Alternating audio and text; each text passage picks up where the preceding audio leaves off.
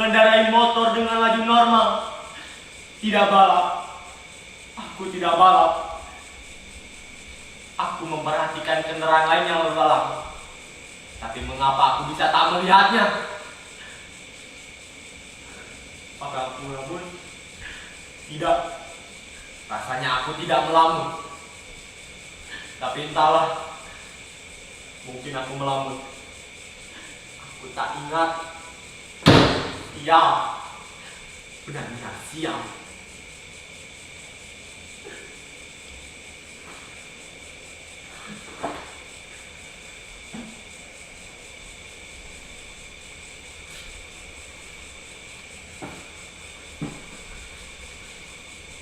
Bagaimana kalau Tuan dan Nyonyanya mulai mencarinya? Bagaimana kalau ada yang melihatku melakukannya? Tuan dan Nyonyanya akan membuat pengumuman dan menyebarkannya ke media sosial, lengkap dengan fotoku, nama sekolahku, bahkan alamatku. Netizen akan menghujatku, menyebarkan fotoku, foto sekolahku, foto ibu bapak, kawan-kawanku semuanya. Habislah aku, habis. Aduh. Bagaimana ini?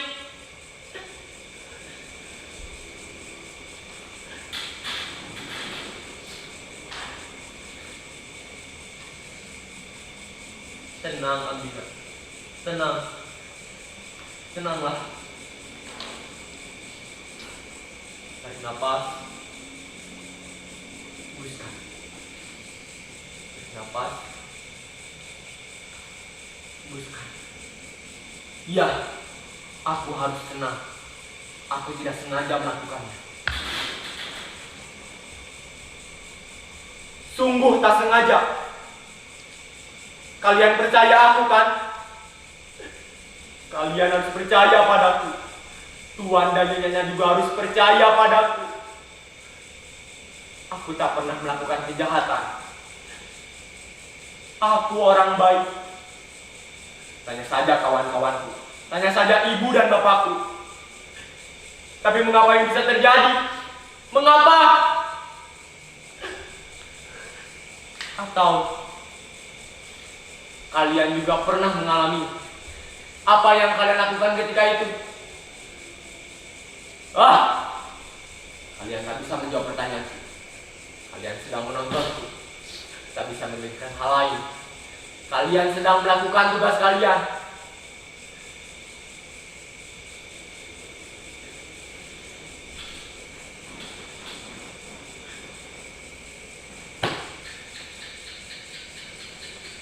Ambina, apa yang kau lakukan? Kau bisa mati kalau membekap wajahmu seperti itu. Tidakkah cukup untukmu satu kematian hari ini? Atau kau ingin mati seperti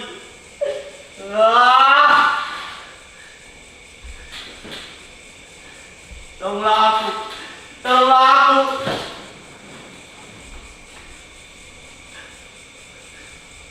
Kalian harus menolongku. Pada siapa lagi aku harus minta pertolongan? Pada siapa? Aku tak melihatnya. Tiba-tiba dia sudah ada di sana.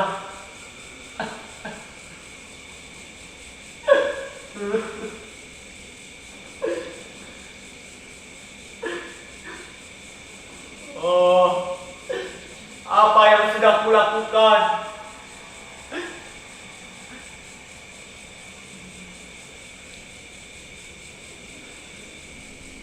Aku baru saja pulang setelah mengerjakan tugas dengan kawan-kawan. Kami mengerjakan tugas, makan, ngobrol lalu pulang.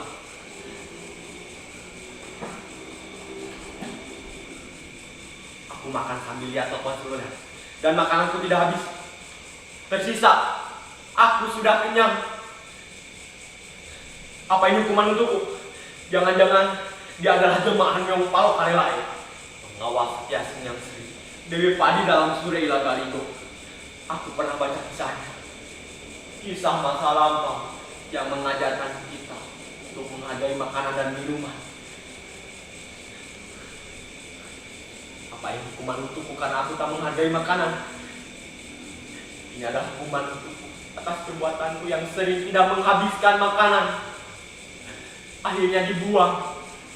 Padahal banyak orang yang butuh makanan. Hukuman untuk orang yang menyanyiakan makanan. Aku tidak menghargai makanan. Aku tidak memberi makanan pada orang yang membutuhkan, malah membuangnya. Keterlaluan. Kau keterlaluan, Ambina.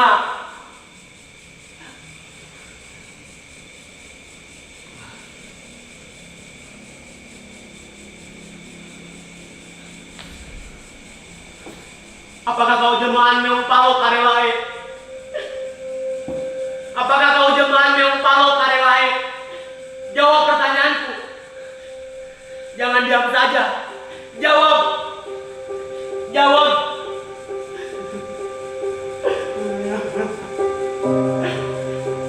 Mengapa ini bisa terjadi?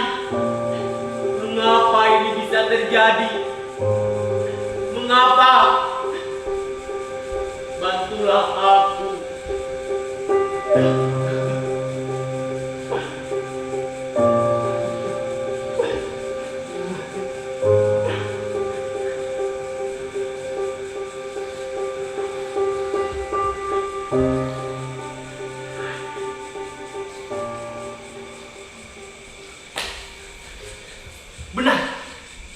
Benar dugaanku.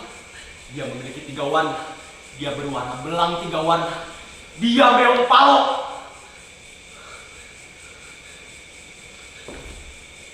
Tidak. Dia bukan meong palo. Ini bukan hukuman. Dia tak menjawab pertanyaanku karena sudah mati. Dia bukan jelmaan siapa-siapa. Dia bukan jelmaan meong palo karelae. Bukan pengawal setia Dewi Padi Sang Yang Seri. Itu mitos yang bernilai kearifan. Agar kita belajar menghargai bahan pangan yang telah ada sejak dahulu, yang telah menghidupi kita. Aku mengakui aku salah, karena sering tidak menyanyiakan makanan. Tapi ini bukan hukuman. Aku akan belajar menghargai makanan.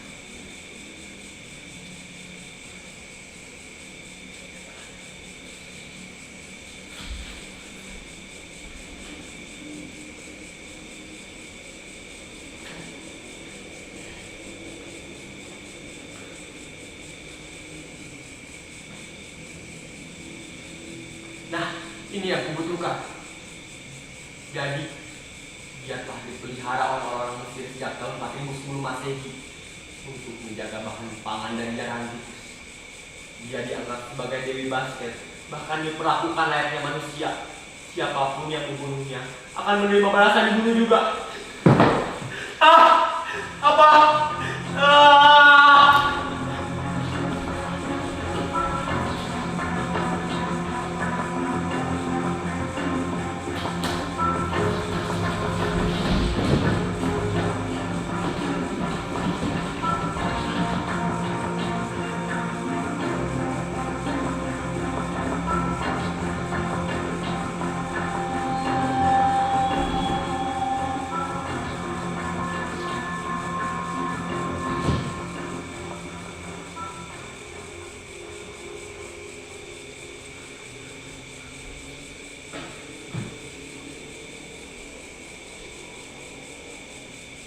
Belum selesai penjelasannya.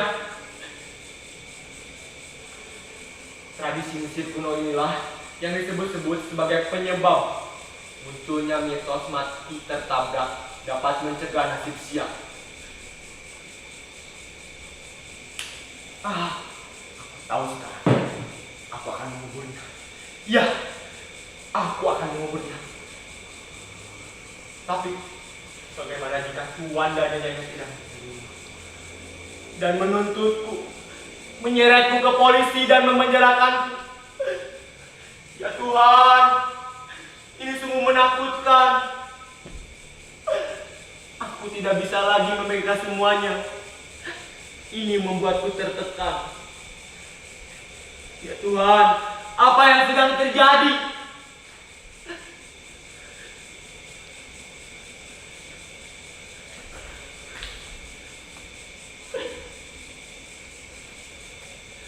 Hiduplah kembali. Aku mohon hiduplah kembali. Aku tidak sanggup menghadapi semuanya.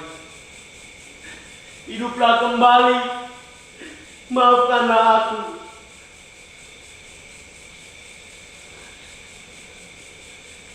Aku harus menyelesaikan ini sebelum ibu dan bapak pulang. Mereka tak boleh tahu kejadian ini. Tak boleh. Aku tak boleh menyusahkan mereka. Aku harus menyelesaikan ini sendiri. Tidak. Penonton tak bisa membantuku. Mereka sibuk menyaksikan kita. Mereka rekam monolog ini. Kita yang harus saling bantu. Ayolah.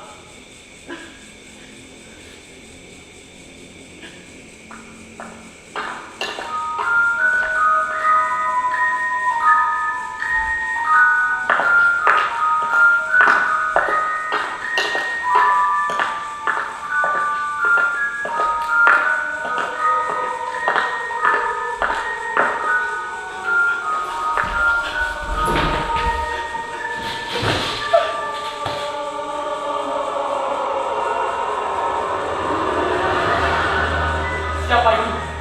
Sepertinya ada yang datang. Jangan-jangan Tuan dan Nyonya telah tahu bahwa dia mati dan tahu bahwa akulah penyebabnya.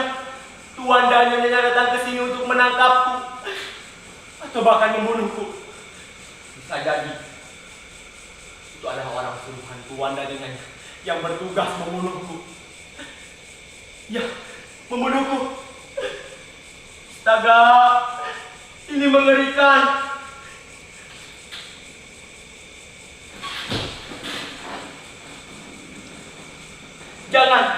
Jangan tangkap aku. Aku tidak sengaja melakukannya. Tidak sengaja. Sungguh. Aku tidak melihatnya. Dia melintas begitu saja di jalan. Aku tidak melihatnya. Percayalah padaku. Aku mohon percayalah padaku. Aku tidak sengaja. Tidak sengaja. Aku masih ingin hidup. Aku akan berhati-hati. Percayalah padaku. Maafkanlah aku. Demi Tuhan, aku tidak sengaja. Apa yang harus aku lakukan agar kau mau memaafkanku? Katakan saja. Aku akan lakukan.